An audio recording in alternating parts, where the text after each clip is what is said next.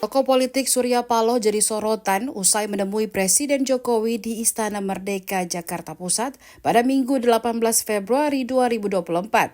Soal inisiasi pertemuan tersebut, Koordinator Staf Khusus atau Staf Sus Presiden Ari Dwi Payana mengatakan, Ketua Umum Nasdem Surya Paloh lah yang meminta bertemu dengan Presiden Jokowi. Menurutnya, permintaan itu menjadi dasar pertemuan dua tokoh politik tersebut.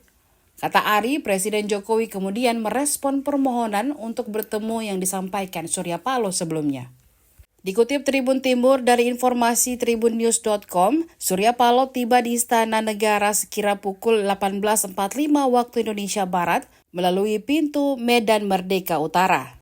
Ia tiba menggunakan mobil hitam tanpa iring-iringan khusus. Mobil tersebut kemudian masuk melalui pintu Bali yang berada di samping Masjid Baitur Rahman Kompleks Istana Kemerdekaan Jakarta.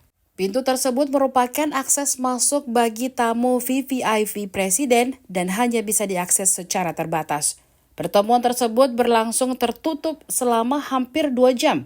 Awak media hanya bisa memantau dari jauh. Surya Paloh kemudian meninggalkan istana sekitar pukul 20.02 waktu Indonesia Barat.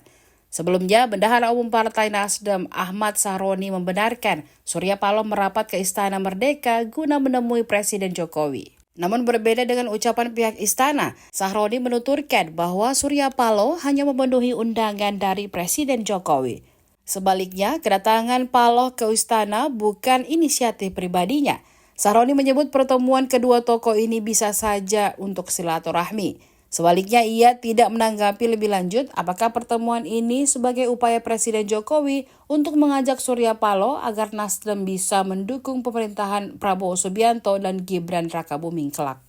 Download Tribun X sekarang, menghadirkan lokal menjadi Indonesia.